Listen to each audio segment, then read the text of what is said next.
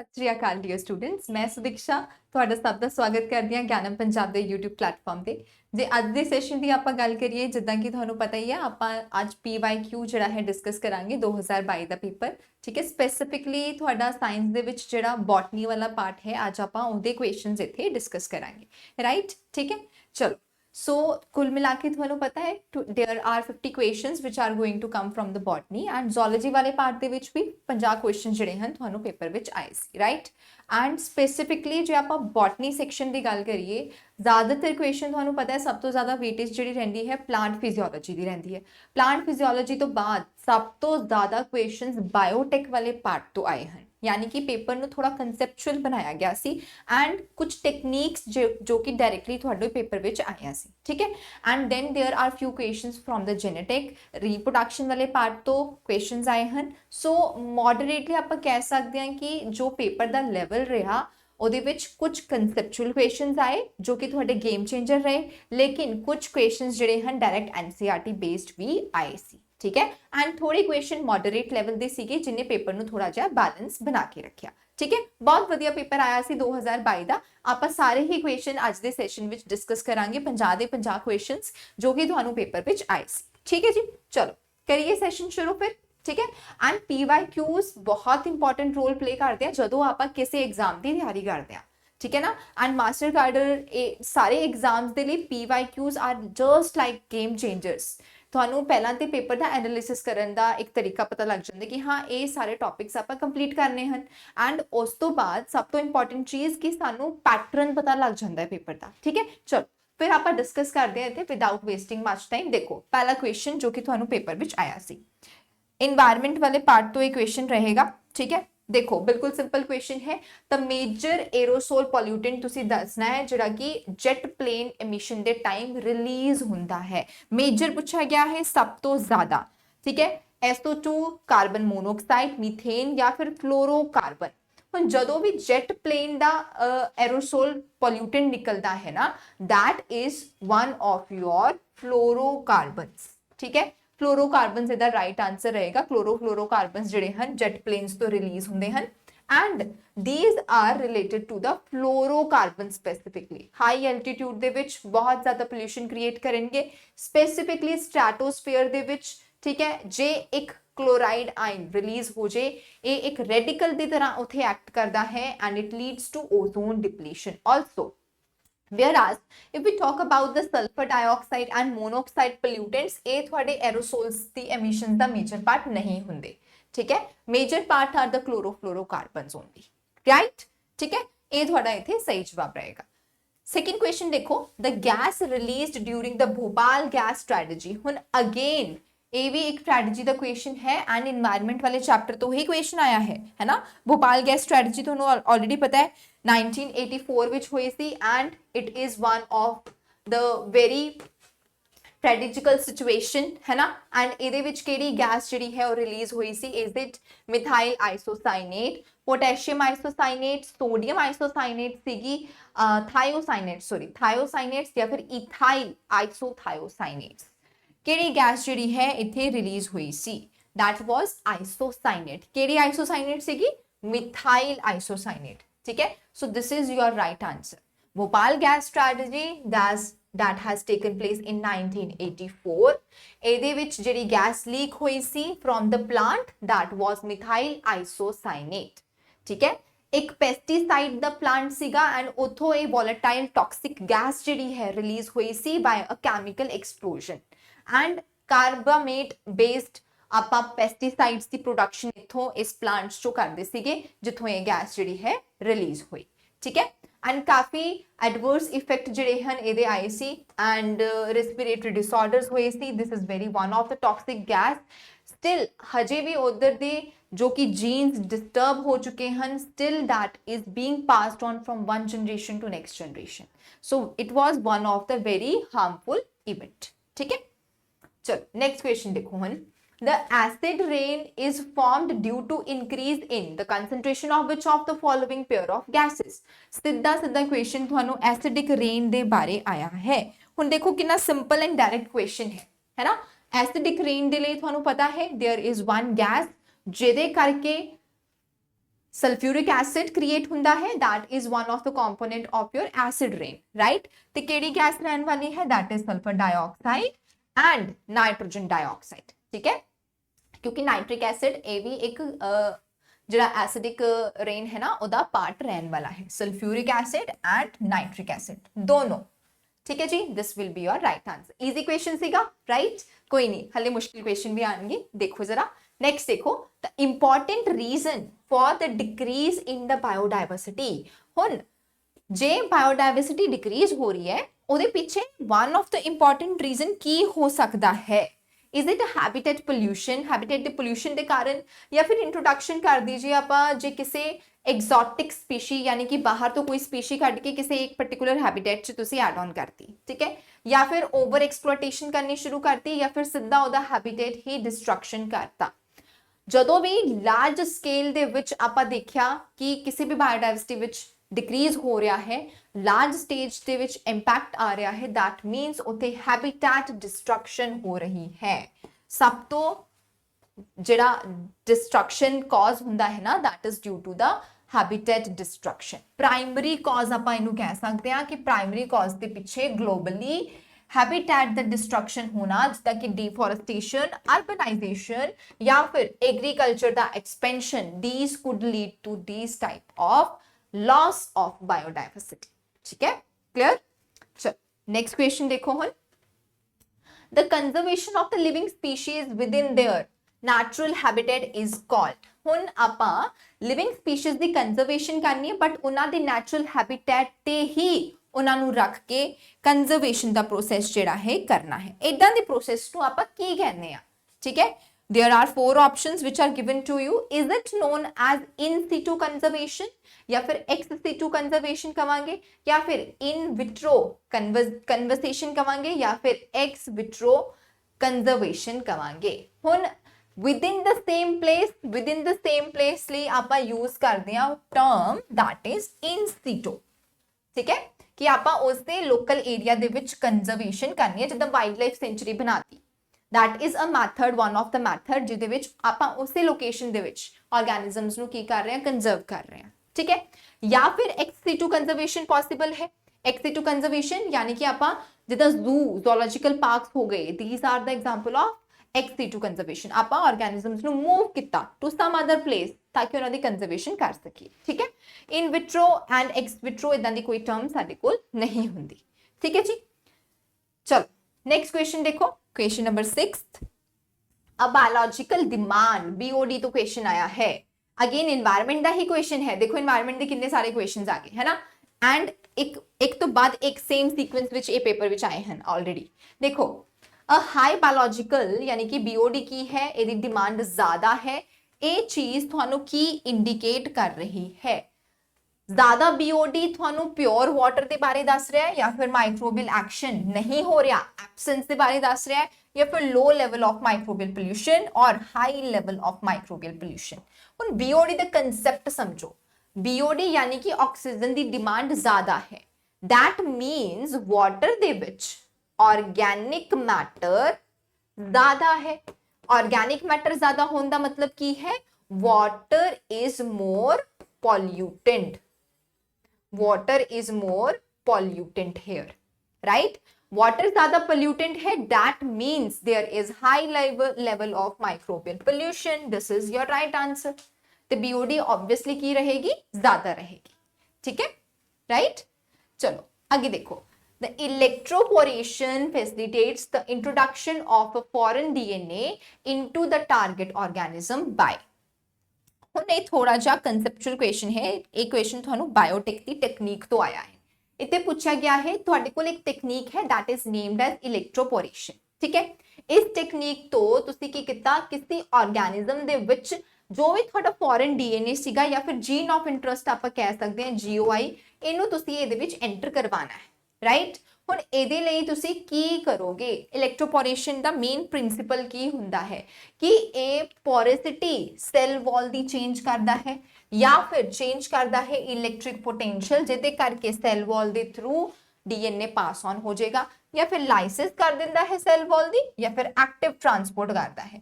Cell ਲਾਈਸਿਸ ਹੋ ਗਈ ਤਾਂ ਤੇ ਸੈੱਲ ਹੀ ਡੈਡ ਹੋ ਗਿਆ, ਰਾਈਟ। सेल ही डैमेज हो गया। Again active transport could not be possible through cell wall. Porosity, जे तुसी पोरोसिटी चेंज करती सेल वॉल दी, अगेन किते ना किते सेल वॉल नु डैमेज हो रहा है इथे, right. So option which is left is electric potential. तुसी इलेक्ट्रिक पोटेंशियल चेंज करोगे ताही इहदा नाम की है इलेक्ट्रोपोरेशन ना, ठीक है। सो इलेक्ट्रिक पोटेंशियल चेंज करन दे विच जिहड़ा सेल है ये रिसेप्टिव बन जाता है एंड इहदे करके ही जो भी डीएनए है that enters into the cell and cell still remains alive, ठीक है जी।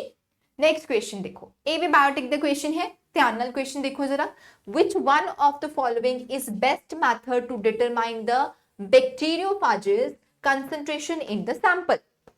हुण तुहाडे कोल एक सैंपल है, तुसी ओहदे विच बैक्टीरियोफेज दी डिटरमिनेशन करनी है कि कितनी क्वांटिटी प्रेजेंट है ना। कंसंट्रेशन टर्म थानू की दस रही है, that is telling you about the quantity which is present here, am I right, ठीक है।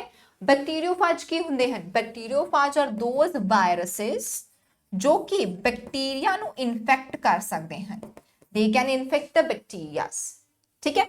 हुण देखो की ऑप्शन विच दिता होया है, स्पेक्ट्रो फोटोमेट्री या फिर प्लेग ऐसे, कॉपी ऐसे नंबर या फिर लाइट माइक्रोस्कोपी। हुण ये सारियां टेक्निक्स तुसी जे डिटेल विच पढ़ोगे इन्हां दे प्रिंसिपल तो डायरेक्ट इनू कंसंट्रेट टर्म तो रिकॉग्नाइज कर सकते सी, ठीक है। जदों भी आप प्लेग ऐसे दी फॉर्मेशन करते हैं ना उदों आप कंसंट्रेशन नु असेस करते हैं। So right answer here was the option B that is plague ऐसे। ਇਹਦੇ ਵਿੱਚ ਤੁਸੀਂ ਇੱਕ 골ਡ ਸਟੈਂਡਰਡ ਮੈਥਡ ਨਾਲ ਕੁਆਂਟੀਫਾਈ ਕਰ ਸਕਦੇ ਹੋ ਬੈਕਟੀਰੀਓਫੇਜਿਸ ਦੀ ਕੁਆਂਟੀਟੀ ਨੂੰ, ਠੀਕ ਹੈ। ਵੇਅਰ ਆ ਸਪੈਕਟ੍ਰੋ ਫੋਟੋਮੈਟਰੀ ਦੀ ਜੇ ਆਪਾਂ ਗੱਲ ਕਰੀਏ ਇਹਦੇ ਥਰੂ ਆਪਾਂ ਟਰਬਿਡਿਟੀ ਜਾਂ ਫਿਰ ਜਿੱਦਾਂ ਡੈਂਸਿਟੀ ਹੋ ਗਈ ਇਸ ਚੀਜ਼ ਦਾ ਪਤਾ ਲਗਾ ਸਕਦੇ ਹਾਂ, ਠੀਕ ਹੈ। ਉਹ ਵੀ ਲਿਕਵਿਡ ਸਟੇਟ ਦੇ ਵਿੱਚ, ਨੰਬਰ ਦਾ ਪਤਾ ਸਾਨੂੰ ਨਹੀਂ ਲੱਗਦਾ। ਕਾਪੀ ਨੰਬਰ ਇਸੇ ਦੇ ਵਿੱਚ ਆਪਾਂ ਨਿਊਕਲਿਕ ਐਸਿਡਸ ਦੀ ਕਾਪੀਜ਼ ਨੂੰ ਅਸੈਸ ਕਰਦੇ ਆ, ठीक है। ज्यादा एफिशिएंट मैथड नहीं है ये। लाइट माइक्रोस्कोपी अगेन ਇਹਦੇ ਵਿੱਚ ਜਿਹੜੇ बहुत ही स्मॉल पार्टिकल्स होंगे they could be assessed, okay right. Next option देखो, नेक्स्ट क्वेश्चन देखो हुन। Next question is a protein is poorly expressed in the diseased tissue to determine whether the defect is at the level of transcription या फिर translation, which of the following blotting technique will be employed. कुछ मुश्किल नहीं है, blotting techniques तुसी सारियां पढ़दे हो इधर, बस तुसी इत्थे देखना है ट्रांसक्रिप्शन दे विच की बन रहा है, बोलो डीएनए तो एमआरएनए, ते तुसी एमआरएनए नु असेस करना है, राइट। इत्थे की बन रहा है प्रोटीन्स, एक टेक्निक इदां दी जो कि प्रोटीन्स नु असेस करे, है ना। चलो दसो की रहेगा जवाब, सदर्न ब्लॉटिंग, वेस्टर्न ब्लॉटिंग, या फिर सदर्न ब्लॉटिंग के नाल नदरन ब्लॉटिंग आ जाएगा, या फिर नदरन एंड वेस्टर्न ब्लॉटिंग आंसर रहेगा, या फिर वेस्टर्न एंड सदर्न ब्लॉटिंग की रहेगा जवाब। एमआरएनए तो related नदरन blotting and western blotting, proteins तो प्रोटीन्स के लिए वेस्टर्न ब्लॉटिंग आ जाती है, एमआरएनए के लिए नदरन ब्लॉटिंग आ जाती है ना। And southern blotting is for DNA. देखो कितना टाइम लगा इन्हें सॉल्व करने, सिंपल सीगा, ना ही तुहानू कोई स्टेप पूछा है, ना ही तो तुहानू कोई बहुत ज्यादा डिटेल दे विच प्रिंसिपल पूछा है, डायरेक्ट क्वेश्चन सीगा, ठीक है। So this will be your right answer, ठीक है जी। चलो अगला देखो क्वेश्चन हुन, the recombinant DNA human health care product developed for treating the haemophilia. हुन साडे कोल एक ऑर्गेनाइजेशन है जिन्हें हेमोफीलिया दे ट्रीटमेंट दे लई एक रिकम्बिनेंट डीएनए दी फॉर्मेशन कीती है, ठीक है।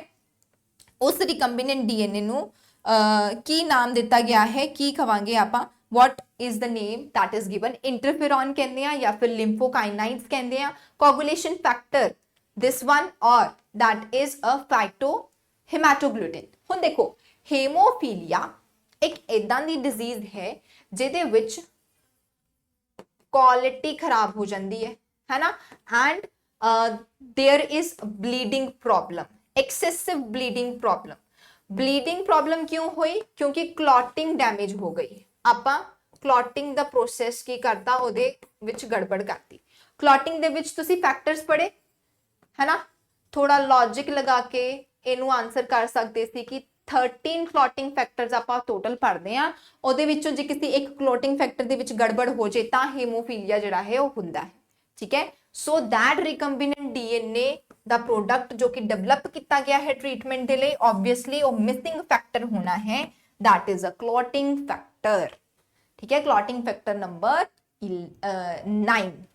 ठीक है जी, क्लियर। सो ਇਹਦੀ ਡੈਫੀਸ਼ੀਐਂਸੀ ਦੇ ਕਰਕੇ ਹੀਮੋਫੀਲੀਆ ਬੀ ਹੁੰਦਾ ਹੈ। ਆਪਾਂ ਜੇ ਇਹਨੂੰ ਕੰਪਲੀਟ ਕਰਤਾ ਸੋ ਇਹ ਇੱਕ ਥੈਰੇਪੈਟਿਕ ਰਿਪਲੇਸਮੈਂਟ ਦਾ ਮੈਥਡ ਤੁਹਾਡੇ ਕੋਲ ਸਾਹਮਣੇ रहेगा। ठीक है जी, क्लियर।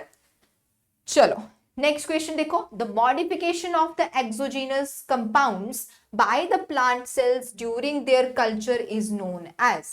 हुण तुसीं की कीता, एक्सोजीनस कंपाउंड नू मॉडिफाई कीता by using the plant cells, उन्हां नू कल्चर करके।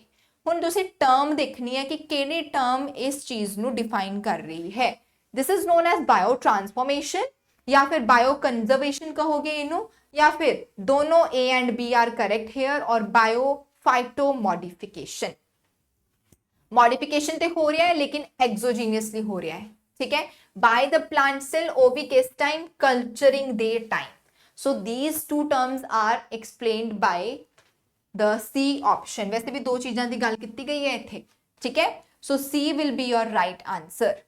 की है बायो ट्रांसफॉर्मेशन, आप जे देखिए bio transformation is known as एक कैमिकल मैथड, एक कैमिकल मॉडिफिकेशन का मैथड जिथे तुसी बायोलॉजिकल सिस्टम्स दे विच कोई चेंज लेके आ सकते हो। बायो कंजर्वेशन एक ब्रॉडर टर्म हो गई जिहदे विच आपां ट्रांसफॉर्मेशन की गल कर रहे हैं। ठीक है, सो ये दोनों थोड़े इत्थे सही जवाब रहेंगे। अच्छा की मॉडिफाई कर सकते हैं आप, मेटाबॉलिक मशीनरी नू मॉडिफाई कर सकते हैं, जिद्दां कि आप हाइड्रोऑक्सीलेशन एड ऑन कर सकते हैं, या फिर ऑक्सीडेशन रिडक्शन कर सकते हैं, ग्लाइकोसाइलेशन या फिर मिथाइलेशन और डीमिथाइलेशन। सिंपल कैमिकल मॉडिफिकेशंस दी टेक्निक्स हैं ये सारी।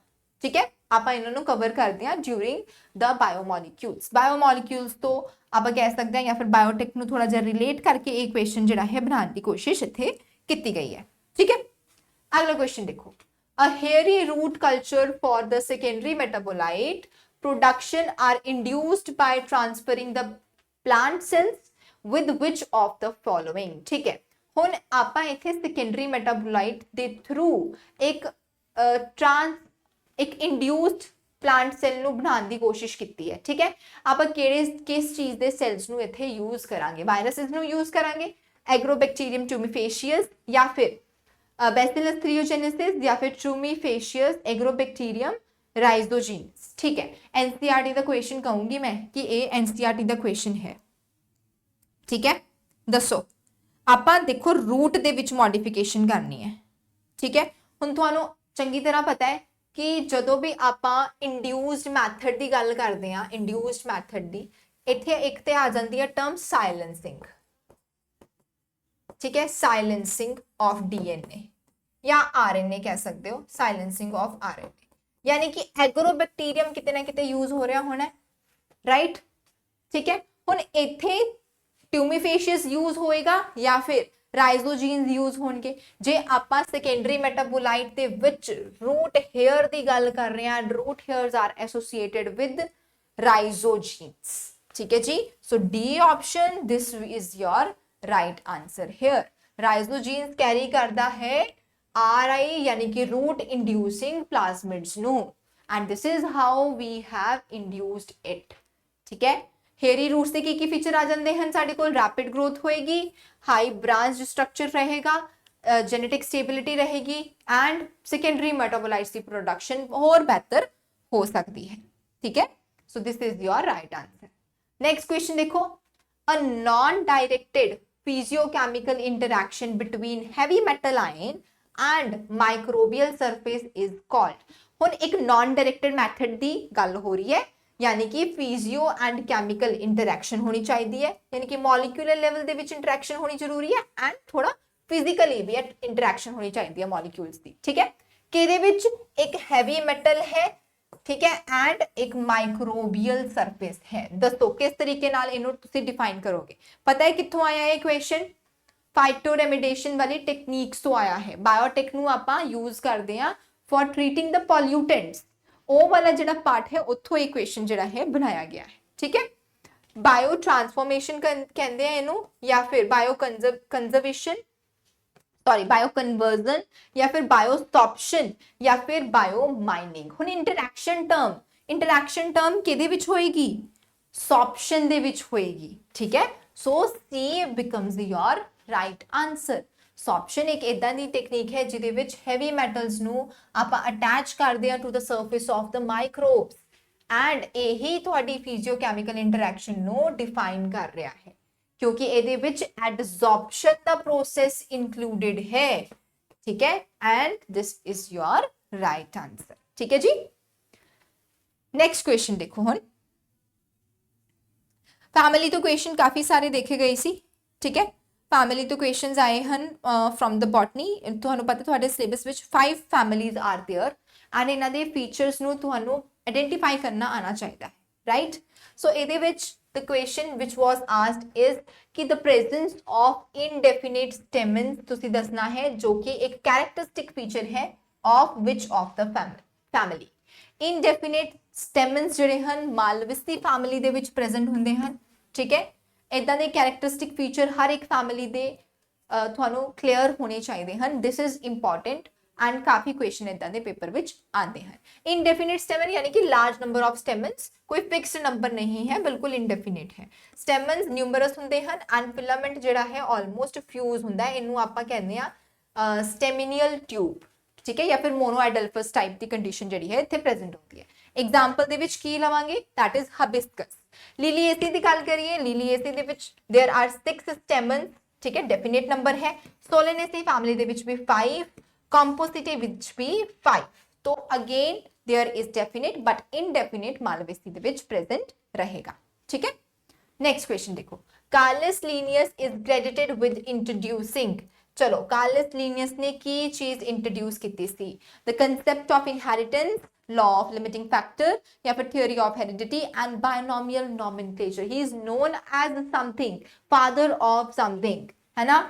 डायरेक्ट एनसीईआरटी द क्वेश्चन है ना, ठीक है। बायनोमियल नॉमेनक्लेचर जिहड़ा है that was given by Carolus Linnaeus. Binomial nomenclature दे विच आपां की करदे हां, there are 2 specific part of the name, एक हुंदा है जेनेरिक नेम, दूजा हुंदा है स्पेसिफिक नेम, स्पेसिफिक एपिथेट भी कहते हैं आपां इहनूं, ठीक है। होमो सैपियंस तुसी कंसीडर करके चल सकदे हो and there are something rules which are set जदों भी तुसी बायनोमियल नॉमेनक्लेचर किसी भी ऑर्गेनिज्म दा करना है, ठीक है। Next question, kelps. कैल्प्स के बारे पूछा गया सी, दसो कैल्प्स आपां कित्थों ऑब्टेन करते हैं। Kelps are obtain from the terrestrial algae, marine algae या फिर एक्वाटिक और लाइकन्स। कैल्प्स एक खास तरीके की एल्गी है, स्पेसिफिकली आपां कहांगे red algae and brown algae which are present हुंदी है। अप टू 100 मीटर्स लॉन्ग एक स्ट्रक्चर, मैक्रो स्ट्रक्चर तुसी कह सकते हो कि प्रेजेंट रहेगा, ठीक है।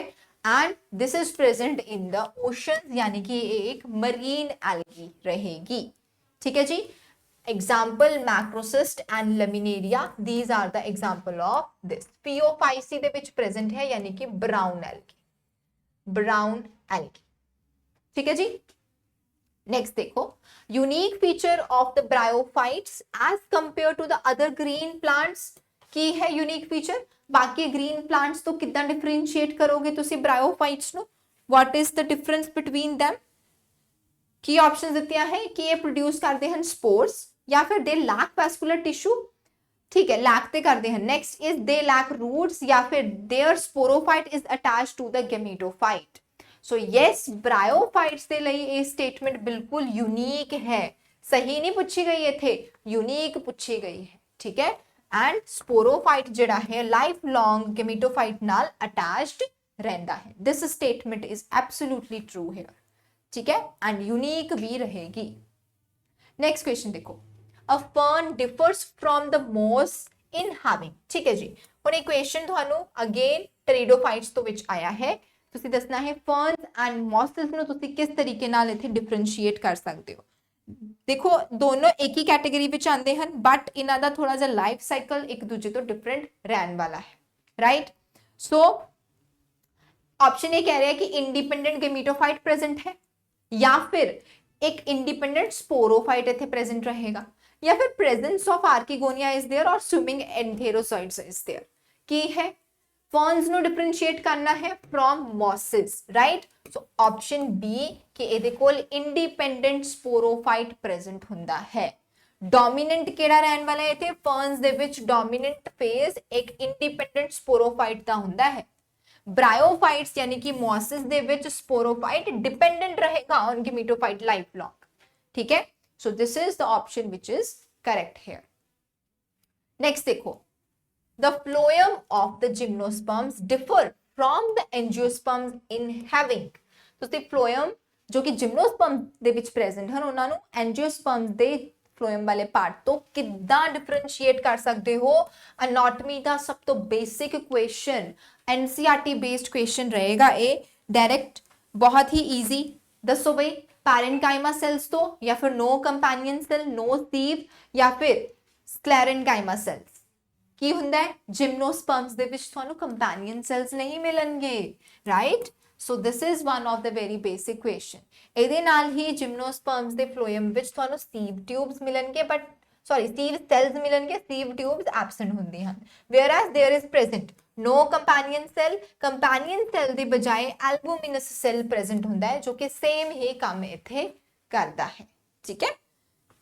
Next question, which of the following feature distinguishes a monocot plant from a dicot plant? Monocot plant ਨੂੰ dicot plant ਤੋਂ ਤੁਸੀਂ differentiate ਕਰਨਾ ਹੈ। Phyllotaxy ਨੂੰ ਦੇਖੋਗੇ वेनिएशन, वर्निएशन या फिर एस्टिवेशन। एक डायरेक्ट डिफरेंस, सब तो बेसिक चीज दसो ਕਿਹਦੇ ਥਰੂ ਆਪਾਂ ਕਰਦੇ ਆ, ਲੀਫ ਨੂੰ ਦੇਖ ਕੇ, ਹੈ ਨਾ, ਲੀਫ ਤੇ ਪੈਟਰਨਸ ਨੂੰ ਦੇਖ ਕੇ, वेनिएशन ਨੂੰ ਦੇਖ ਕੇ ਆਪਾਂ ਇਹਨੂੰ डिफरेंशिएट ਕਰ ਸਕਦੇ ਆ, ਰਾਈਟ। डाइकॉट्स ਦੇ ਵਿੱਚ ਨੈਟਵਰਕ ਪ੍ਰੈਜ਼ੈਂਟ ਹੈ ਜਿਹਨੂੰ ਆਪਾਂ ਕਹਿੰਦੇ ਆ ਰੈਟੀਕੂਲੇਟ ਵੇਨੀਏਸ਼ਨ, ਇਹਦੇ ਥਰੂ ਆਪਾਂ ਇਹਨੂੰ ਡਿਫਰੈਂਸ਼ੀਏਟ ਕਰਦੇ ਆ। ਮੋਨੋਕॉट्स ਦੇ ਵਿੱਚ ਸਿੰਪਲ ਪੈਰਲਲ ਰੇਜ਼ ਜਿਹੜੀਆਂ ਹਨ ਉਹ ਪ੍ਰੈਜ਼ੈਂਟ ਰਹਿਣਗੀਆਂ, ਠੀਕ ਹੈ ਜੀ, ਰਾਈਟ। ਚਲੋ ਅੱਗੇ ਦੇਖੋ, ਨੈਕਸਟ ਕੁਐਸਚਨ। नेक्स्ट क्वेश्चन ਤੁਹਾਨੂੰ ਪੁੱਛਿਆ ਗਿਆ ਹੈ ਹਾਈਪੈਂਥੋਡੀਅਮ ਤੋਂ। ਹਾਈਪੈਂਥੋਡੀਅਮ ਇੱਕ ਕੈਰੈਕਟਰਿਸਟਿਕ ਫੀਚਰ ਹੈ ਕਿਸ ਫਲੋਰੋਸੈਂਸ ਦਾ, ਮਲਬਰੀ ਦੇ ਵਿੱਚ ਪ੍ਰੈਜ਼ੈਂਟ ਹੁੰਦਾ ਹੈ, ਫੀਕਸ ਦੇ ਵਿੱਚ ਪ੍ਰੈਜ਼ੈਂਟ ਹੁੰਦਾ ਹੈ ਜਾਂ ਫਿਰ ਪੋਇੰਸਟੀਨੀਆ ਦੇ ਵਿੱਚ ਜਾਂ ਫਿਰ ਪਾਈਨਐਪਲ ਦੇ ਵਿੱਚ। ਇੱਕ ਬਹੁਤ ਹੀ ਖਾਸ ਤਰੀਕੇ ਦਾ ਇਨਫਲੋਰੈਂਸੈਂਸ ਦਾ ਸਟਰਕਚਰ ਹੈ ਜੋ ਕਿ ਤੁਹਾਨੂੰ ਫਿਕਸ ਪਲਾਂਟ ਦੇ ਵਿੱਚ ਦੇਖਣ ਨੂੰ ਮਿਲੇਗਾ, ਠੀਕ ਹੈ। It is very specialised type of inflorescence. ਇਹਦੇ ਵਿੱਚ ਯੂਜੂਅਲੀ ਤੁਹਾਨੂੰ ਇੱਕ ਫਲਾਸਕ ਸ਼ੇਪ ਦਾ कैविटी रहेगी एंड उस फ्लास्क शेप दी कैविटी नु आपां कहंदे आ ऑस्टियोल, ठीक है। इनर सरफेस इस कैविटी दी ਜਿਹੜੀ ਹੁੰਦੀ ਹੈ ਨਾ ਉਹਦੇ ਵਿੱਚ यूनिसेक्सुअल फ्लावर्स ਲੱਗੇ ਹੁੰਦੇ ਹਨ। So this type of fluorescence is present in the faeces, ਇਹਨੂੰ ਆਪਾਂ ਕਹਿੰਦੇ ਆ हाइपेंथोडियम टाइप ऑफ इनफ्लोरोसेंस, ठीक है। चलो next question, which of the following give rise to the cork tissue? Cork tissue ਜਿਹੜਾ ਹੈ ਇਹਨਾਂ ਚਾਰਾਂ ਵਿੱਚੋਂ ਕਿੱਥੋਂ ਗਰੋ ਹੁੰਦਾ ਹੈ, ਕਿਹਨੂੰ ਕਹਿੰਦੇ ਆ ਕॉर्क tissue, which is the almost secondary part, ठीक है, secondary part वाला ਜਿਹੜਾ ਹੈ ਹਿੱਸਾ ਰਹੇਗਾ, ਹਾਂਜੀ। ਕਿਹਨੂੰ ਕਹਿੰਦੇ ਆ, ਫੈਲੋਜਨ ਨੂੰ ਕਹਿੰਦੇ ਆ ਜਾਂ ਫਿਰ ਪੈਰੀਬੈਲਮ ਜਾਂ ਫਿਰ ਫੈਲਮ ਜਾਂ ਫਿਰ ਫੈਲੋਡਮ। ਹੁਣ ਇਹ ਸਾਰੇ ਆਲਮੋਸਟ ਸੈਕੰਡਰੀ ਪਾਰਟਸ ਹੀ ਹਨ, ਠੀਕ ਹੈ, ਲੇਕਿਨ ਕॉर्क ਵਾਲਾ ਪਾਰਟ ਜਿਹੜਾ ਹੈ ਨਾ ਉਹਨੂੰ ਆਪਾਂ ਕਹਿੰਦੇ ਆ ਫੈਲੋਜਨ। ਕੀ ਕਹਿੰਦੇ ਆ, ਫੈਲੋਜਨ। ਹੁਣ ਜਦੋਂ ਕੈਂਬੀਅਮ ਪ੍ਰੈਜ਼ੈਂਟ ਹੈ, ਕੈਂਬੀਅਮ is responsible for showing the secondary growth, that is the reason, right। ਹੁਣ ਫੈਲਮ ਜਿਹੜਾ ਹੈ ਯਾਨੀ ਕਿ कॉर्क ਆਊਟਰ ਸਾਈਡ ਨੂੰ ਗਰੋ ਕਰਦਾ ਹੈ, ਫੈਲੋਡਰਮ ਅੰਦਰ ਵਾਲੀ ਸਾਈਡ ਨੂੰ ਗਰੋ ਕਰਦਾ ਹੈ, ਐਂਡ ਫਿਲਮ ਜਿਹੜੇ ਹਨ they are the dad cells ਜੋ ਕਿ ਇਹਨਾਂ ਦੇ ਵਿੱਚ ਪ੍ਰੈਜ਼ੈਂਟ ਰਹਿਣਗੇ ਸਬਰਾਈਜ਼ਡ ਐਂਡ ਪ੍ਰੋਟੈਕਟਿਵ ਸੈਲਸ ਦੇ ਥਰੂ, ਆਊਟਰ ਬਾਕ ਵੀ ਇਹਨੂੰ ਆਪਾਂ ਕਹਿੰਦੇ ਆ, ਠੀਕ ਹੈ ਨਾ। ਤਾਂ कॉर्क ਵਾਲਾ ਪਾਰਟ ਕੌਣ ਬਣਾ ਰਿਹਾ ਹੈ, ਤੁਹਾਡਾ ਫਿਲਮ ਬਣਾ ਰਿਹਾ ਹੈ, right। So this will be your right answer. Next is from the Casparian strips, anatomy the question है present in pericycle, endodermis, hypodermis या फिर collenchyma। ਇਹ ਮਾਸਟਰ ਕਾਰਡਰ ਹੀ ਨਹੀਂ, ਤੁਸੀਂ ਦੇਖੋ ਹਰ ਇੱਕ ਟਾਈਪ ਦਾ ਕੋਈ ਵੀ ਪੇਪਰ, ਟੀਚਿੰਗ ਪੇਪਰ ਚੱਕ ਲਓ, ਹੈ ਨਾ, ਉਹਦੇ ਵਿੱਚ ਇਦਾਂ ਦੇ ਕੁਐਸਚਨਸ ਜ਼ਰੂਰ ਆਉਂਦੇ ਹਨ, ਸਪੈਸ਼ਲੀ ਐਨਾਟਮੀ ਵਾਲੇ ਪਾਰਟ ਤੋਂ। ਇਹ ਕੁਐਸਚਨ ਤੇ ਮੈਂ ਬਹੁਤ ਵਾਰੀ ਦੇਖਿਆ। ਕਾਸਪੇਰੀਅਨ ਸਟ੍ਰਿਪਸ ਡਾਇਗਰਾਮ ਤੋਂ ਵੀ ਤੁਸੀਂ ਇਹਨੂੰ ਐਨਾਲਾਈਜ਼ ਕਰ ਸਕਦੇ ਸੀ ਜੇ ਤੁਹਾਨੂੰ ਡਾਇਗਰਾਮਸ ਯਾਦ ਹਨ, ਰਾਈਟ। ਸੋ ਜੇ ਤੁਸੀਂ ਐਨਸੀਈਆਰਟੀ ਪੜ੍ਹ ਰਹੇ ਹੋ ਨਾ ਤਾਂ ਡਾਇਗਰਾਮਸ ਦੇ ਉੱਪਰ ਵੀ ਰਿਲਾਏਬਲ ਰਹੋ ਥੋੜਾ ਜਿਹਾ। ਸੋ ਐਂਡੋਡਰਮਿਸ दैट इज द ਪਾਰਟ ਜਿਹਦੇ ਥਰੂ ਆਪਾਂ ਕਾਸਪੇਰੀਅਨ ਸਟ੍ਰਿਪ ਦੇਖ ਸਕਦੇ ਹਾਂ, ਠੀਕ ਹੈ ਨਾ। ਕਾਸਪੇਰੀਅਨ ਸਟ੍ਰਿਪਸ ਦਾ ਫੰਕਸ਼ਨ ਕੀ ਹੁੰਦਾ ਹੈ, ਬੇਸਿਕਲੀ ਇਹ ਐਪੋਪਲਾਸਟਿਕ ਪਾਥਵੇ ਨੂੰ ਬਲੌਕ ਕਰਦੇ ਆ, ਯਾਨੀ ਕਿ ਸੈੱਲ ਵਾਲ ਦੇ ਥਰੂ ਜਿਹੜਾ ਰੂਟ ਹੈ ਉਹਨੂੰ ਬਲੌਕ ਕਰ ਦੇਗਾ। ਸੋ ਵਾਟਰ ਨੂੰ फोर्सफुली सिम्प्लास्टिक पाथवे फॉलो करना पैंदा है, यानी कि सैल दे साइटोप्लाज्म तो ट्रैवल करना पएगा, राइट। एंड ਇਹਦੇ ਕਰਕੇ ਹੀ ਜਿਹੜਾ ਸੈਲ ਦਾ ਸਾਈਟੋਪਲਾਜ਼ਮ ਹੁੰਦਾ ਹੈ ਉਹਦੇ ਵਿੱਚ ਆਇਨਸ ਦੀ ਜਾਂ ਫਿਰ ਨਿਊਟ੍ਰੀਐਂਟ ਦੀ ਡਿਮਾਂਡ ਜਿਹੜੀ ਹੈ ਉਹ ਮੀਟ ਹੁੰਦੀ ਹੈ, ਠੀਕ ਹੈ। So it is important also. Next देखो, a bisexual flower which remains closed throughout its lifespan is called simple closed flowers ਦੇ ਬਾਰੇ ਪੁੱਛਿਆ ਗਿਆ ਹੈ। closed flowers ਨੂੰ ਆਪਾਂ ਕੀ ਕਹਿੰਦੇ ਆ? they are known as calistogamous type of flowers। simple question, ठीक है। permanently closed ਰਹਿੰਦੇ ਹਨ। ਇਹਦੇ ਵਿੱਚ ਤੁਸੀਂ ਜਿਹੜਾ ਹੈ एग्जांपल्स याद रखियो, ठीक है। Walia and oxalis, these are the examples जो कि closed flower ਦੀ कैटेगरी ਵਿੱਚ आएगा, right. Next question, castor oil is obtained from which of the following plant seeds। चलो कैस्टर ऑयल ਨੂੰ ਆਪਾਂ ਕਿਹੜੇ plant seeds ਤੋਂ extract ਕਰ ਰਹੇ ਹਾਂ? ਹਾਂਜੀ, these are extracted from, again ਥੋੜਾ ਜਿਹਾ ਆਪਾਂ ਕਵਾਂਗੇ ਇਹਨੂੰ इकोनॉमिक इंपॉर्टेंस ਤੋਂ क्वेश्चन आया है ये वाला, राइट, ठीक है ना। इकोनॉमिक इंपॉर्टेंस तो direct question, memory based question ਤੁਸੀਂ ਇਹਨੂੰ ਕਹਿ ਸਕਦੇ ਹੋ। सिस्मे इंडिकम या फिर लीनियम ओस्टिडियम या फिर ब्रासिकेसा कैम्प्रेस्टिस या फिर रिंसिनस क्यूमिनिस। तो मेमोरी बेस्ड क्वेश्चन है, D option this is your right answer. Scientific name रहने वाला है जितों आप कैस्टर ऑयल की प्रोडक्शन करते हैं, हाँ एक्सट्रैक्ट कर सकते हैं। कैस्टर ऑयल दे विच एक मेजर कंपोनेंट हुंदा है जिन्हों आप कहते हैं रिसिनोलिक एसिड, ठीक है। ये एक हाई विस्कोसिटी वाला मीडियम है, काफ़ी ज़्यादा यूज रहेगा ਇਹਦਾ कॉस्मैटिक्स, इंडस्ट्रीयल लुब्रिकेंट्स या फिर ਤੁਸੀਂ कह लो फार्मास्यूटिकल इंडस्ट्री ਦੇ ਵਿੱਚ, ठीक है। ਹੋਰ भी काफ़ी यूजेस ਜਿਹੜੇ ਹਨ ਇਹਦੇ ਰਹਿਣ ਵਾਲੇ ਹਨ, right. Next question, when an embryo develops from a cell of an embryo sac the other than the egg, this condition is known as, very good question। ਹੁਣ यूजुअली एम्ब्रियो ਦੀ ਫਾਰਮੇਸ਼ਨ एम्ब्रियो sac ਵਾਲੇ part ਤੋਂ ਹੁੰਦੀ ਹੈ, ਲੇਕਿਨ embryo sac ਤੋਂ ਇਲਾਵਾ ਜੇ ਕਿਸੇ ਹੋਰ ਪਾਰਟ ਨੇ ਇੱਥੇ ਫਾਰਮੇਸ਼ਨ ਕਰਤਾ, then what is that process known as? ਇਹਨੂੰ ਆਪਾਂ ਐਪੋਸਪੋਰੀ ਕਵਾਂਗੇ, ਸਪੋਰਸ ਤੇ ਨਹੀਂ ਕਵਾਂਗੇ, ਸਪੋਰ ਫਾਰਮੇਸ਼ਨ ਨਹੀਂ ਹੋ ਰਹੀ। ਪਾਰਥेनोजेनेसिस भी नहीं कवांगे, पार्थेनोकार्पी भी नहीं कवांगे, that is known as apogamy. की कवांगे? एपोगैमी, ठीक है। पार्थेनोजेनेसिस एक इदां दा प्रोसेस है जिहदे विच एम्ब्रियो अनफर्टिलाइज्ड एग तो फॉर्म हुंदा है, whereas parthenocarpy without fertilisation fruit दी फॉर्मेशन होना, एपोस्पोरी सोमैटिक सेल्स दी फॉर्मेशन होना, ठीक है, यानी कि डिप्लॉयड स्पोर्स दी फॉर्मेशन होना। So D option was your right answer. Next question देखो, passive absorption of the water by the root system of the plant is result of। चलो passive absorption water the present है, ठीक है, root system तो हो रही है plants दी, तुसी दसना है कि किस चीज दा रिजल्ट जिहड़ा है ये रहन वाला है। चारों ऑप्शंस नु पढ़ो, पैसिव एब्जॉर्प्शन नु दिमाग विच रख के इस स्टेटमेंट नु पढ़ियो। ऑप्शन ए कह रहा है force creates the cells of the root, इदा हुंदा है, या फिर इंक्रीज हो जाता है रेस्पिरेटरी एक्टिविटी, इन्हां दे तो कोई लिंक ही नहीं है रूट सेल्स नाल। Osmotic force in the shoot system, osmotic force जो शूट सिस्टम दे विच है ते होर भी जगह ते होनी चाहिए, right. Tension on the cell sap due to the transpiration, हुन this is directly linked with this particular statement कि वाटर रूट्स तो एब्जॉर्ब हो रहा है, ट्रांसपीरेशन के कारण लॉस होएगा, है ना, एंड एसेंट ऑफ सैप जिहड़ा है क्रिएट होएगा। सो ऑफ कोर्स जिहड़ी पुलिंग फोर्स आ रही है, टेंशन फोर्स आ रही है, that is coming from the process of transpiration.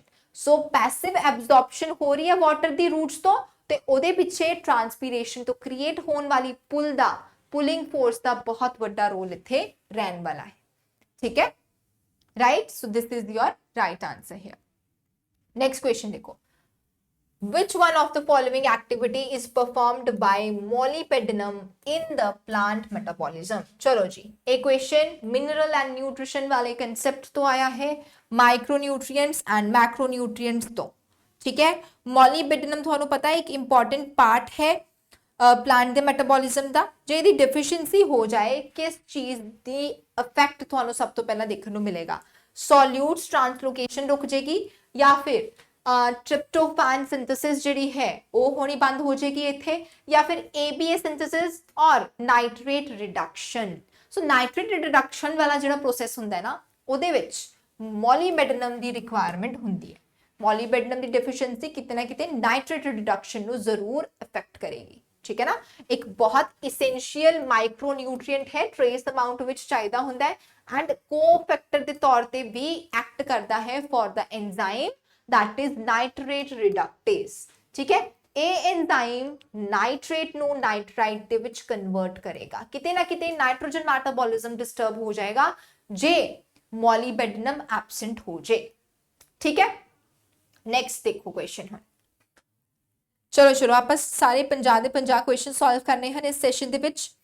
Next question देखो, the conversion of the pyruvic acid into the ethyl alcohol is facilitated by which of the following enzymes? ਕਿਹੜਾ enzymes pyruvic acid ਨੂੰ ethyl alcohol ਵਿੱਚ convert करता है ना?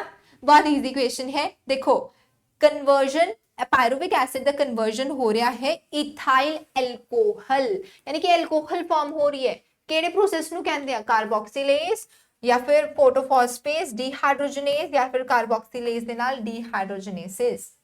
दसो केड़ा enzyme involve रहेगा? फर्मेंटेशन दा प्रोसेस है, that is done by carboxylase and dehydrogenase. ठीक है ना, पायरुवेट तो बनता है एसिटाइलडिहाइड बाय द कार्बोक्सिलेज एंजाइम, उस तो बाद डिहाइड्रोजनेज बनाता है इथेनॉल यानी कि alcohol, ethyl alcohol.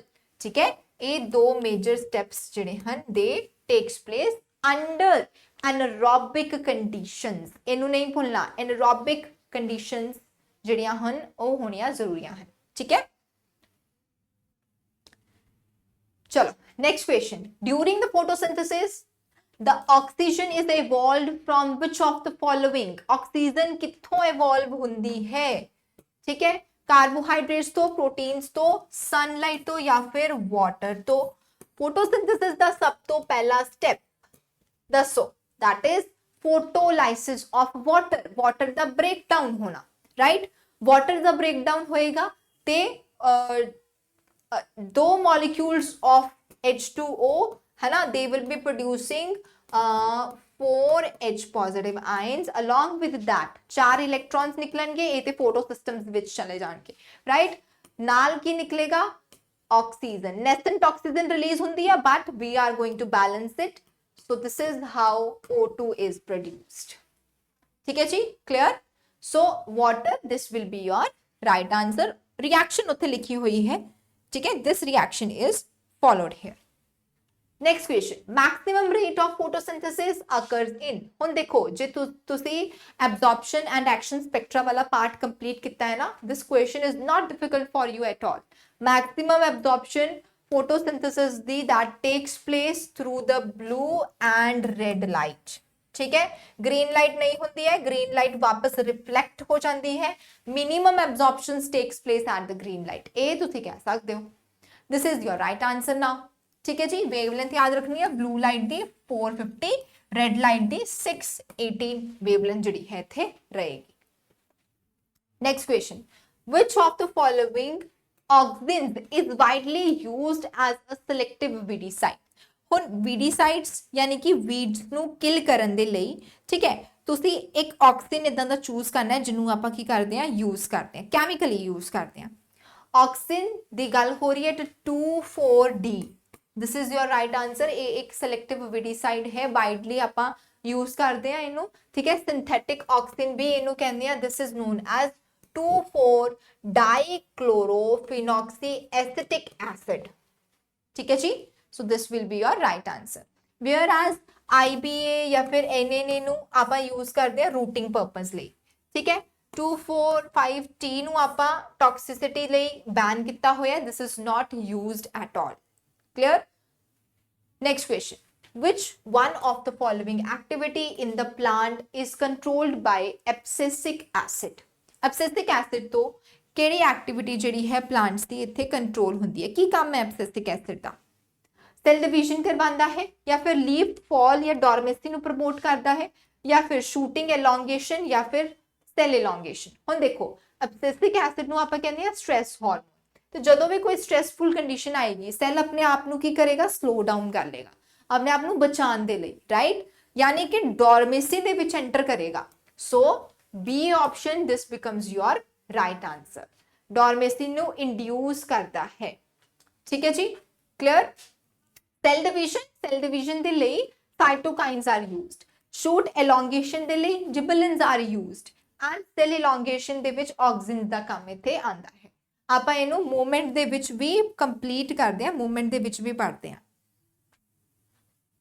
Next question, ਚਲੋ ਨੈਕਸਟ ਕੁਐਸਚਨ ਤੁਹਾਨੂੰ ਆਈ ਹੀ ਮੂਵਮੈਂਟ ਵਾਲਾ ਗਿਆ, ਮੂਵਮੈਂਟ ਦਾ ਹੀ ਕੁਐਸਚਨ ਆ ਗਿਆ। Which one of the following mechanism is responsible for twining tendrils in the plant. Plants ਦੇ ਵਿੱਚ ਜਿਹੜੇ ਟੈਂਡਰਿਲਸ ਦੀ ਫੋਲਡਿੰਗ ਹੁੰਦੀ ਹੈ ਨਾ, ਉਹ ਕਿਉਂ ਹੋ ਰਹੀ ਹੈ, ਕਿਸ ਮੈਕੈਨਿਜ਼ਮ ਦੇ ਕਾਰਨ ਹੋ ਰਹੀ ਹੈ? That is known as thigmotropism, seismonasty, या फिर it is known as heliotropism, या फिर it is known as diageotropism. ਕੀ ਹੁੰਦਾ ਹੈ? दैट इज नोन एज ਕਿਹੜਾ ਮੈਕੈਨਿਜ਼ਮ ਹੈ? Option A that is thigmotropism, है ना, ठीक है। ਇਹ ਇੱਕ ਇਦਾਂ ਦਾ ਮੈਕੈਨਿਜ਼ਮ ਹੈ ਜਿਹਦੇ ਵਿੱਚ ਗਰੋਥ ਜਿਹੜੀ ਹੈ ਟੱਚ ਦੇ ਕਾਰਨ ਰਿਸਪੌਂਡ ਕਰਦੀ ਹੈ।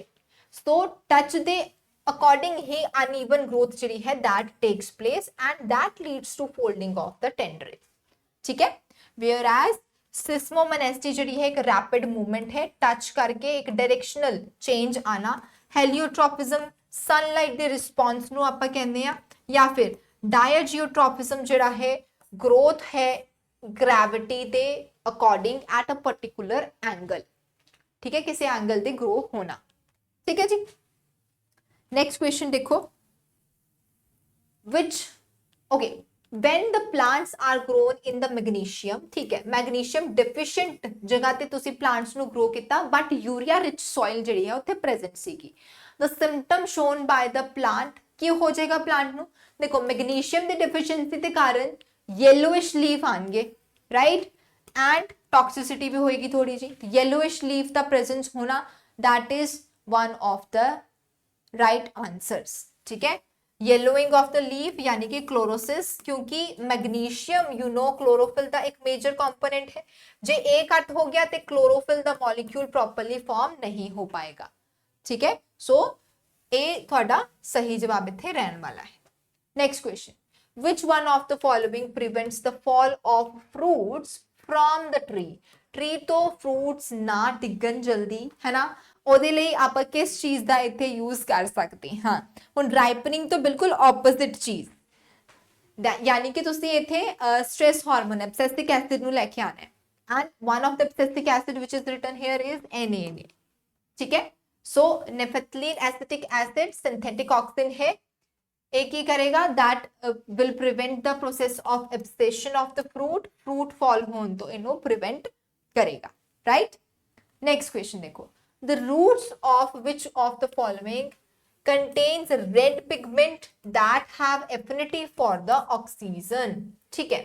ਹੁਣ ਇਦਾਂ ਦੀ ਆਪਸ਼ਨ ਚੂਜ਼ ਕਰੋ ਜਿਹਦੇ ਵਿੱਚ ਆਕਸੀਜਨ ਦੀ ਐਫਿਨਿਟੀ ਜਿਹੜੀ ਹੈ that is properly present। Carrot ਦੇ ਵਿੱਚ ਇਦਾਂ ਹੁੰਦਾ ਹੈ, ਜਾਂ ਫਿਰ ਸੋਇਆਬੀਨ, ਮਸਟਰਡ, ਜਾਂ ਫਿਰ ਰੈਡਿਸ਼। ਇਦਾਂ ਦੀ रूट ਜਿਹਦੇ ਵਿੱਚ that contains red, okay, red pigment, ठीक है जी, red pigment present है जो कि ऑक्सीजन हेमोग्लोबिन सॉरी ऑक्सीजन ਦੀ ਬਾਈਂਡਿੰਗ ਲਈ ਬੜਾ ਜ਼ਰੂਰੀ ਹੁੰਦਾ ਹੈ। ਕੀ ਕਹਿੰਦੇ ਆਪਾਂ ਉਹਨੂੰ? that is known as leg hemoglobin, ठीक है। ਕਿਹਦੇ ਵਿੱਚ present ਰਹੇਗਾ? that is present in the legume plant, and one of the legume plant is written here is soybean, ठीक है ना। हाँ, रेड कलर का पिगमेंट लेग्यूम्स ਦੇ ਵਿੱਚ ਪ੍ਰੈਜ਼ੈਂਟ ਹੁੰਦਾ ਹੈ, ਜਿਹਨੂੰ ਆਪਾਂ ਕਹਿੰਦੇ ਹਾਂ leg haemoglobin. Next question, the generative cell was destroyed by laser but normal pollen tube was still formed, ਕੀ रीजन ਇੱਥੇ ਰਹਿਣ ਵਾਲਾ ਹੈ? जनरेटिव एंड वेजिटेटिव सेल, ठीक है, रिप्रोडक्शन तो एक क्वेश्चन आया है। ਹੁਣ वेजिटेटिव सेल जनरेटिव सेल ਨੂੰ ਤੁਸੀਂ डिस्ट्रॉय करता, ठीक है, कि वेजिटेटिव सेल ਨੂੰ इफेक्ट ਹੋਏਗਾ ਇੱਥੇ, ਜਾਂ ਫਿਰ the content of the killed generative cells ਜਿਹੜੇ ਹਨ they are stimulated to the pollen tube, no। next laser beam ਜਿਹੜੀ ਹੈ ਉਹਨੇ ਕੀ ਕੀਤਾ? growth ਨੂੰ stimulate ਕਰਤਾ, growth ਨੂੰ influence ਨਹੀਂ ਕਰ ਸਕਦਾ ਹੈ। emergence of the pollen tube is not harmed, no, this is not right answer। ਕੀ ਹੈ? vegetative cell ਨੂੰ ਕੋਈ ਇਫੈਕਟ ਨਹੀਂ ਆਏਗਾ ਜੇ generative cell ਜਿਹੜਾ ਹੈ destroy ਕਰਤਾ, ਠੀਕ ਹੈ ਨਾ। Vegetative cell is the larger cell, ਇਹਦੇ ਵਿੱਚ वेजिटेटिव सेल जनरेटिव सेल ਜਿਹੜਾ ਹੈ फ्लोट करता रहता है, राइट, ठीक है जी। नेक्स्ट क्वेश्चन देखो। Next question is, in a population the genetically identical individuals obtained from asexual reproduction is known as। genetically identical ਹਨ, asexually reproduce ਵੀ ਹੋਏ ਹਨ, ਇਦਾਂ ਦੇ ਆਰਗੈਨਿਜ਼ਮ ਦੇ ਲਈ ਆਪਾਂ ਇੱਕ ਟਰਮ ਯੂਜ਼ ਕਰਦੇ ਆ ਜੋ ਕਿ 100% ਆਇਡੈਂਟੀਕਲ ਹੁੰਦੇ ਹਨ, that is known as clone, right। ਦੇਖੋ ਕਿੰਨਾ ਬੇਸਿਕ ਕੁਐਸਚਨ ਸੀਗਾ, right। ਚਲੋ ਨੈਕਸਟ ਕੁਐਸਚਨ ਦੇਖੋ, which one of the following term represents the pair of contrasting characters। चलो ਹੁਣ ਤੁਹਾਡੇ ਕੋਲ ਐਲੀਲ ਹੈ, ਠੀਕ ਹੈ, ਸਿੰਪਲ ਕੁਐਸਚਨ ਹੈ, ਐਂਡ ਉਸ ਐਲੀਲ ਦੇ ਵਿੱਚ ਕੰਟਰਾਸਟਿੰਗ ਕੈਰੈਕਟਰ ਪ੍ਰੈਜ਼ੈਂਟ ਹੁੰਦੇ ਹਨ, ਉਹਦੇ ਲਈ ਆਪਾਂ ਕੀ ਟਰਮ ਯੂਜ਼ ਕਰਦੇ ਹਾਂ। ਜਿੱਦਾਂ ਕਿ ਮੇਰੇ ਕੋਲ ਇੱਕ ਕੈਰੈਕਟਰ ਸੀਗਾ height, height could be tall, height could be dwarf, right, लेकिन आप इन्हों कितना लिखांगे, टी टी या फिर टी टी और जस्ट लाइक दिस। तो ये कंट्रास्टिंग पेयर्स हैं, राइट, इन्हां नूं आपां कहंदे आ allelomorphs, these are known as allelomorphs, ठीक है। Next question, a male child, एक मेल चाइल्ड है, will be born to the parent if, केड़े पेरेंट तो मेल चाइल्ड बॉर्न होएगा। ऑप्शंस दित्तियां हन, तुहानू इत्थे सही सिमिलर ऑप्शन जिहड़ी है वो चूज करनी है, ठीक है ना। Option A says father is healthier than the mother, ता मेल चाइल्ड बॉर्न होएगा, या फिर mother eat healthy diet, no, या फिर genetic composition child that includes from XY combination या फिर XX कॉम्बिनेशन। मेल दे लई XY कॉम्बिनेशंस आर इंपॉर्टेंट, ठीक है, सेक्स क्रोमोसोम्स दे विच XY कॉम्पोजिशन होना जरूरी है। So this becomes your right answer, ठीक है। बहुत इजी क्वेश्चन सीगा, कुछ मुश्किल नहीं सीगा इस क्वेश्चन दे विच। चलो नेक्स्ट क्वेश्चन देखो, व्हेन द डिजायर्ड वेरिएशन, ठीक है, is required to be induced in a vegetative propagated crop, the most commonly used method of breeding is.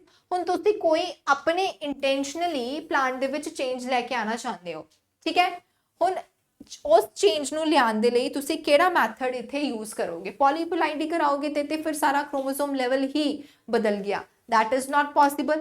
Pedigree method तो ब्रीडिंग करवाना भी नहीं है पॉसिबल, म्यूटेशनल ब्रीडिंग करवाओगे या फिर बैक क्रॉस मैथड ਨੂੰ अप्लाई करोगे। देखो बैक क्रॉस तो एक तरीके का टेस्ट हो गया, that is also not successful, तो थोड़ा जिहा ਤੁਹਾਨੂੰ ਇੱਥੇ म्यूटेशंस लेके आनियां पैणियां, right. So mutational breeding is one of the method जिहदे थ्रू तुसीं की कर सकते हो, डिजायर्ड चेंजेस जिहड़े है लैके आ सकते हो अपनी क्रॉप दे विच या अपने प्लांट दे विच, राइट, ठीक है। नेक्स्ट क्वेश्चन देखो हुण, the question says at which particular stage of the cell cycle the histone proteins are synthesized in an eukaryotic cell।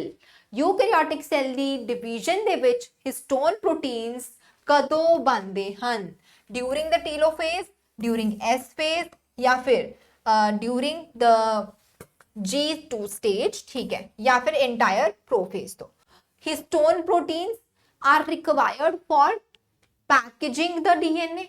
DNA packaging असल विच कदों शुरू होनी है, जदों ओदी डुप्लीकेशन हो जाएगी, डुप्लीकेशन होएगी उस टाइम हिस्टोन प्रोटीन्स फॉर्म होंदे हैं, right, and they are formed during the synthetic phase। ਜਦੋਂ DNA डुप्लीकेट हो रहा उदों हिस्टोन प्रोटीन्स भी ਜਿਹੜੇ ਹਨ ਨਾਲ ਹੀ ਸਿੰਥੇਸਾइज ਹੋਣਗੇ, ठीक है। so this is your right answer। बहुत easy है, सेल साइकिल ਦੀ सारी स्टेजेस ਤੁਹਾਨੂੰ ਇੱਥੇ ਪਤਾ ਹੋਣੀਆਂ ਚਾਹੀਦੀਆਂ ਹਨ।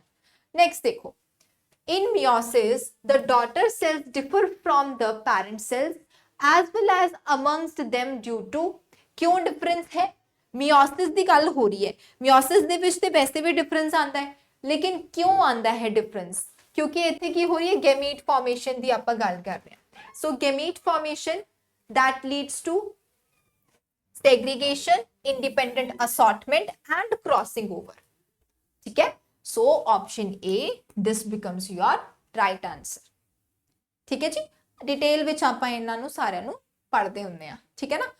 नेक्स्ट क्वेश्चन देखो, the idea of the natural selection as a fundamental process of evolutionary changes was conceived। दसो idea of natural selection जिहड़ा है कित्थों आया सी। that idea of natural selection directly ਗੱਲ ਕਰਦਾ ਹੈ ਚਾਰਲਸ ਡਾਰਵਿਨ ਦੀ, ਰਾਈਟ। ਚਾਰਲਸ ਡਾਰਵਿਨ ਦੇ ਨਾਲ ਅਲਫਰਡ ਰਸਲ ਨੇ ਵੀ 1959 ਦੇ ਵਿੱਚ ਸੇਮ ਤੁਹਾਨੂੰ ਐਵੋਲੂਸ਼ਨਰੀ ਚੇਂजेस ਦਾ ਕਨਸੈਪਟ ਐਕਸਪਲੇਨ ਕੀਤਾ ਸੀ। So option A this becomes your right answer, ਠੀਕ ਹੈ। नेक्स्ट क्वेश्चन देखो, which of the following gases provide the carbon skeleton to living things during the origin of life? यानी कि ਜਦੋਂ ਆਪਾਂ origin of life ਦੀ ਅਲੱਗ-ਅਲੱਗ ਥਿਉਰੀਜ਼ ਕਰਦੇ ਆ ਨਾ, ਉਥੋਂ ਜਿਹੜਾ ਕਾਰਬਨ ਦਾ ਕੰਪੋਨੈਂਟ ਹੈ ਉਹ ਤੁਹਾਨੂੰ ਕਿੱਥੋਂ ਮਿਲਿਆ ਹੈ? So carbon component that was present through the methane, क्योंकि early form ਦੇ ਵਿੱਚ methane gas that was present in the early environment, ठीक है जी। नेक्स्ट क्वेश्चन देखो, which one of the following is best suited method for the production of virus free plant? ਹੁਣ ਤੁਸੀਂ virus free plants ਦੀ production ਕਰਨੀ ਹੈ, ਠੀਕ ਹੈ ਨਾ। ਬੈਸਟ ਸੂਟਡ ਮੈਥਡ ਕੀ ਹੈ? ਐਮਬ੍ਰਿਓ ਕਲਚਰ ਕਰੋਗੇ, ਮੈਰਿਸਟਮ ਕਲਚਰ ਕਰੋਗੇ, ਓਵਿਊਲ ਕਲਚਰ ਕਰੋਗੇ ਜਾਂ ਫਿਰ ਐਂਥਰ ਕਲਚਰ ਕਰੋਗੇ। ਹੁਣ ਆਪਾਂ ਉਸ ਚੀਜ਼ ਨੂੰ ਕਲਚਰ ਕਰਾਂਗੇ, ਇਦਾਂ ਦੇ ਟਿਸ਼ੂ ਨੂੰ ਕਲਚਰ ਕਰਾਂਗੇ ਜਿਹਦੇ ਵਿੱਚ ਕੋਈ ਵੀ ਇਨਫੈਕਟਿਵ ਸਟੇਜ ਜਿਹੜੀ ਹੈ ਪ੍ਰੈਜ਼ੈਂਟ ਨਾ ਹੋਏ, ਰਾਈਟ। ਸੋ ਕੀ ਹੈ? ਐਪੀਕਲ ਪਾਰਟ। ਐਪੀਕਲ ਪਾਰਟ ਦੇ ਵਿੱਚ ਪ੍ਰੈਜ਼ੈਂਟ ਮੈਰਿਸਟਮ ਨੂੰ ਤੁਸੀਂ ਚੂਜ਼ ਕਰੋਗੇ ਫॉर ਕਲਚਰਿੰਗ। ਬਹੁਤ ਬੇਸਿਕ ਕੁਐਸਚਨ ਸੀਗਾ ਇਹ। ਨੈਕਸਟ ਦੇਖੋ, the first genetically modified organisms generated was, ਸਭ ਤੋਂ ਪਹਿਲਾਂ GMO, ਠੀਕ ਹੈ, ਜੈਨੇਟਿਕਲੀ ਮੋਡੀਫਾਈਡ ਆਰਗੈਨਿਜ਼ਮ ਕਿਹਦੇ ਬਣਾਏ ਗਏ ਸੀ? ਸਭ ਤੋਂ ਪਹਿਲਾਂ ਬੈਕਟੀਰੀਆਜ਼ ਨੂੰ ਜੈਨੇਟਿਕਲੀ ਮੋਡੀਫਾਈ ਜਿਹੜਾ ਹੈ ਕੀਤਾ ਗਿਆ ਸੀ, ਠੀਕ ਹੈ। So this is your right answer, ਠੀਕ ਹੈ ਜੀ। ਜੈਨੇਟਿਕਲੀ ਮੋਡੀਫਾਈਡ ਈਕੋਲਾਈ ਜਿਹੜਾ ਹੈ ਬਣਾਇਆ ਗਿਆ ਸੀ ਇਨ 1970। ਅਗੇਨ ਬਾਇਓਟੈਕ ਦਾ ਕੁਐਸਚਨ ਹੈ, ਬਾਇਓਟੈਕ ਤੋਂ ਕਾਫੀ ਜ਼ਿਆਦਾ ਪੇਪਰ ਤੁਸੀਂ ਦੇਖ ਸਕਦੇ ਹੋ, ਤੁਹਾਡੇ ਪੇਪਰ ਵਿੱਚ ਆਇਆ ਹੋਇਆ ਹੈ, ਠੀਕ ਹੈ ਨਾ। ਨੈਕਸਟ ਦੇਖੋ, again which of the following technique is best used to introduce the gene? ਫਿਰ ਤੋਂ ਬਾਇਓਟੈਕ, ਜੀਨ ਨੂੰ ਤੁਸੀਂ ਇੰਟਰੋਡਿਊਸ ਕਰਨਾ ਹੈ ਡਾਇਕੋਟ ਪਲਾਂਟਸ ਦੇ ਵਿੱਚ। ਪਲਾਂਟ ਦੇ ਵਿੱਚ ਜਦੋਂ ਵੀ ਆਪਾਂ ਜੀਨ ਨੂੰ ਇੰਟਰੋਡਿਊਸ ਕਰਦੇ ਆ ਤੇ ਕਿਹੜੀ ਟੈਕਨੀਕਸ ਦਾ ਯੂਜ਼ ਕਰਾਂਗੇ? ਇੱਥੇ ਆਪਾਂ ਯੂਜ਼ ਕਰਦੇ ਆ TI ਪਲਾਜ਼ਮਿਡ ਵਾਲੀ ਟੈਕਨੀਕ ਨੂੰ, ਠੀਕ ਹੈ ਨਾ। ਐਗਰੋਬੈਕਟੀਰੀਅਮ ਟਿਊਮੀਫੇਸ਼ੀਅਸ ਨੂੰ ਪਲਾਂਟਸ ਦੇ ਵਿੱਚ ਜਿਹੜਾ ਹੈ ਜੀਨ ਇੰਟਰੋਡਕਸ਼ਨ ਲਈ ਯੂਜ਼ ਕੀਤਾ ਜਾਂਦਾ ਹੈ, ਠੀਕ ਹੈ। So this is your right answer here. Next question, the competition of the light, nutrient and space is most severe between, ਜਦੋਂ ਇਹ ਬੇਸਿਕ ਚੀਜ਼ਾਂ ਦਾ ਹੀ ਕੰਪੀਟੀਸ਼ਨ ਸ਼ੁਰੂ ਹੋ ਜੇ ਤਾਂ ਸਭ ਤੋਂ ਸਿਵੀਅਰ ਕੰਡੀਸ਼ਨ ਕੀ ਕ੍ਰੀਏਟ ਹੋ ਸਕਦੀ ਹੈ? ਕਲੋਜ਼ਲੀ ਰਿਲੇਟਡ ਆਫਸਪ੍ਰਿੰਗਸ ਗਰੋ ਕਰਨਗੇ ਡਿਫਰੈਂਟ ਨੀਚਸ ਦੇ ਵਿੱਚ, ਜਾਂ ਫਿਰ ਜੇ ਕੰਡੀਸ਼ਨ ਇਦਾਂ ਦੀ ਹੈ ਕਿ ਕਲੋਜ਼ਲੀ ਰਿਲੇਟਡ ਆਰਗੈਨਿਜ਼ਮਸ ਗਰੋ ਕਰ ਰਹੇ ਹਨ ਸੇਮ ਏਰੀਆ ਦੇ ਵਿੱਚ ਐਂਡ ਉੱਪਰ ਦੀ ਇਹ ਸਾਰੀਆਂ ਕੰਡੀਸ਼ਨਸ ਦੇ ਵਿੱਚ ਕੰਪੀਟੀਸ਼ਨ ਆ ਗਿਆ, ਰਾਈਟ। ਦੈਨ ਡਿਸਟੈਂਟਲੀ ਰਿਲੇਟਡ ਉਹਨਾਂ ਦੇ ਵਿੱਚ ਤੇ ਕੋਈ ਇਦਾਂ ਦੀ ਪ੍ਰੋਬਲਮ ਨਹੀਂ ਆਏਗੀ। ਸੋ ਆਪਸ਼ਨ ਬੀ, ਇੱਕ ਤੇ ਕਲੋਜ਼ਲੀ ਰਿਲੇਟਡ ਹਨ, ਸੇਮ ਰਿਕੁਆਇਰਮੈਂਟਸ ਹਨ ਉਹਨਾਂ ਦੀਆਂ ਐਂਡ ਸੇਮ ਹੀ ਏਰੀਆ ਦੇ ਵਿੱਚ ਰਹਿ ਰਹੇ ਹਨ। ਸੋ ਆਬਵੀਅਸਲੀ ਕੰਪੀਟੀਸ਼ਨ ਕਿਤੇ ਨਾ ਕਿਤੇ ਪੀਕ ਤੇ ਚੱਲ ਜਾਏਗਾ, ਇਨਕਰੀਜ਼ ਹੋ ਜਾਏਗਾ, right. So these are the 50 questions ਜੋ ਕਿ ਤੁਹਾਡੇ ਬੋਟਨੀ ਵਾਲੇ ਪਾਰਟ ਵਿੱਚ ਆਏ ਸੀ in your previous year question paper for master cadre 2022, ਠੀਕ ਹੈ। ਹੁਣ ਪੇਪਰ ਨੂੰ ਤੁਸੀਂ ਦੇਖਿਆ, ਸਾਰੇ ਕੁਐਸਚਨਸ ਆਪਾਂ ਕਰੇ, ਜ਼ਿਆਦਾਤਰ ਕੁਐਸਚਨਸ ਜੋ ਕਿ ਮੈਂ ਐਨਾਲਾਈਜ਼ ਕਰ ਸਕੀ ਆ ਪਲਾਂਟ ਫਿਜ਼ੀਓਲੋਜੀ ਤੋਂ ਆਇਆ ਹੈ ਐਂਡ ਬਾਇਓਟੈਕ ਵਾਲੇ ਪਾਰਟ ਤੋਂ ਆਇਆ ਹੈ ਨਾ। ਹਾਂ, ਕੁਝ ਕੁਐਸਚਨਸ ਤੁਹਾਡੇ ਜੈਨੇਟਿਕਸ ਤੋਂ ਵੀ ਆਏ ਹਨ, ਇਨਵਾਇਰਨਮੈਂਟ ਤੋਂ ਵੀ ਆਏ ਹਨ, but Biotech and plant physiology ਅਕਸਰ ਸਾਨੂੰ ਪਰੇਸ਼ਾਨ ਕਰਦਾ ਹੈ, ਰਾਈਟ। ਸੋ ਤੁਸੀਂ ਕੀ ਕਰਨਾ ਹੈ? ਇਹਨਾਂ ਨੂੰ ਚੰਗੀ ਤਰ੍ਹਾਂ ਰਿਵਾਈਜ਼ ਕਰਨਾ ਹੈ ਐਂਡ ਆਬਜੈਕਟਿਵ ਕੁਐਸਚਨਸ ਦੇ ਲਈ ਆਪਣੀ ਅਪਰੋਚ ਜਿਹੜੀ ਹੈ ਉਹ ਬਣਾਣੀ ਹੈ, ਰਾਈਟ। ਚਲੋ ਅੱਜ ਦਾ ਸੈਸ਼ਨ ਇੱਥੇ ਹੀ ਖਤਮ ਕਰਦੇ ਹਾਂ, ਇੱਕ ਹੋਰ PYQs ਨਾਲ ਫਿਰ ਤੋਂ ਮਿਲਾਂਗੇ। ਓਕੇ ਜੀ, bye bye and take care.